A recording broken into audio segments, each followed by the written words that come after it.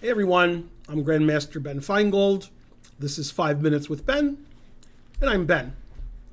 I wanted to look at a game that was played in the recent Labor Day Invitational in New York City. Everybody, including me, was following Gotham Chess's result. He needed 7 out of 9 to get a GM norm, which he didn't quite achieve. In fact, this was round 4. In this game, his opponent who beat him actually did get a GM norm and scored 7 points. His name is Kyron Griffith. I am 2382 FIDE, but the same rating as Levy. And they got this position, which is winning for White, Griffith, because White's king is just much safer than Black's. So I want to show you how Griffith executed the attack. It took 25 moves from this position to win, but it's good to see how he increased his advantage and how Levy defended well in a losing cause. So I like this move a lot. This is the kind of move that people have trouble making, and I talk about it a lot on my stream. Always retreat. And if you play a good retreat, those moves are difficult to find. And White played the move Queen D2, which gets the queen to the Black king and allows White to not only attack on the B file, but also attack on the A file, which you'll see. Okay, now this move also defends this pawn, so White might play Rook takes E5 next move. Black can't play Queen takes D3 because White defended the pawn. Another reason to play Queen D2. Okay, so Levy played Rook E8, defending his pawn on E5. Rook A5, trying to attack down the A file.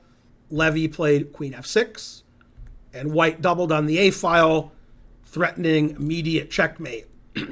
So Levy obviously sees that, and not only is this checkmate, but if Black somehow was able to play King C7, which he could easily do by moving his rook, then he would lose his rook on E8.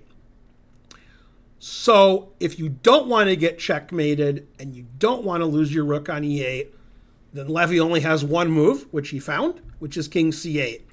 Now the skewer doesn't win a rook because the Black king can defend. So he played Rook D5, stopping the king from escaping, and once again threatening checkmate in 1.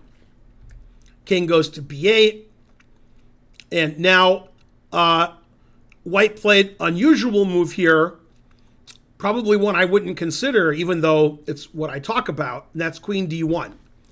Queen D1 attacks H pawn, which isn't of great consequence, but more important, White wants to play Queen A4, attacking the rook and threatening mate. So White has a lot of threats, so those retreating moves are pretty good.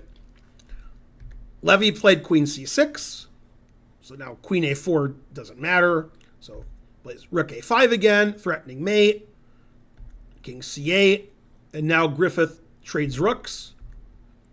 And because the queen is on D1, we have the move Queen takes H5 check. White has an extra pawn and is actually attacking on both flanks. So good technique from Griffith. King E7, Queen H8, threatening the G7 pawn. Queen F6, Rook A8, the queen and the rook make a battery on the back rank. King D6, getting away from some checkmates. Queen E8, closing in on the Black king. Black king doesn't really have anywhere to hide. So plays King C5, that's probably as good as any. And White has many ways to win. Plays Rook A5 check, which is the best move. And if we go to D6, then this is checkmate. And if we go to B6, then this is checkmate. So Levy played the best move, King B4. Queen B5 check. Levy played King C3. Levy's king is going for a walk. Now in this position, the quickest mate is to retreat again and play Queen B1. And the reason I know that is I have a chess engine. And engine plays queen b1 and announces mate in 13. But every move wins. He played rook a3 check, which is also winning. King d2. And now he played the move queen b1. And this is looking bad for Levy's king. Not well placed. So in this position, Levy played queen c6, so his queen and rook can defend on the c line. Rook a2 check. The best move is queen c2, but a human wouldn't play queen c2, only an engine would, because the engine tries to last the longest. So Levy played king e3. Queen e1 check is forced mate. Black has one legal move. King d3. Queen d1 check. Rook d2 check is quicker, but this is still winning. And in this position, if Levy takes the pawn, queen f3 is mate. And if you play king e3, then rook e2 is mate. So he played king c4. Now white can simply win the queen with rook c2 check, but white decided checkmate was even better.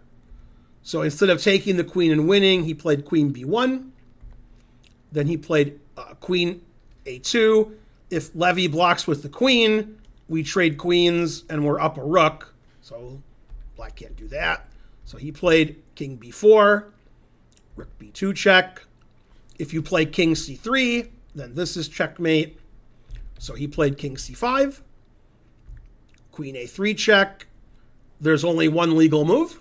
So Levy played it, king c4, queen b3 check. There's one legal move, and then queen b4 mate. So white executed the attack really nicely. And I got to hand it to Levy.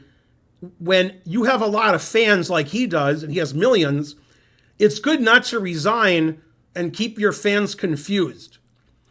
If Levy had resigned, which he could have done the last 20 moves, some of his fans would have said, why did you resign? Now his fans can't say, why did you resign? Because he played to checkmate. And I think it's good when somebody has a mating attack to play to checkmate so the spectators and the fans can see the checkmate executed. My dogs agree, instead of being confused as to why somebody resigned.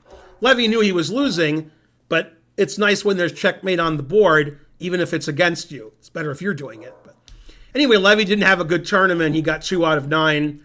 So back to the drawing board. Sometimes you have a bad tournament. The truth hurts. And sometimes you have a good tournament. So hopefully Levy's next event, he'll get the coveted GM norm and he'll be back on track. This is Grandmaster Ben Finegold. I hope you enjoyed this 5 minutes with Ben. Please like and subscribe and leave a comment. And I have no idea, but I'm guessing this is more like 9 minutes with Ben. 9! Okay, see you guys next time. Bye.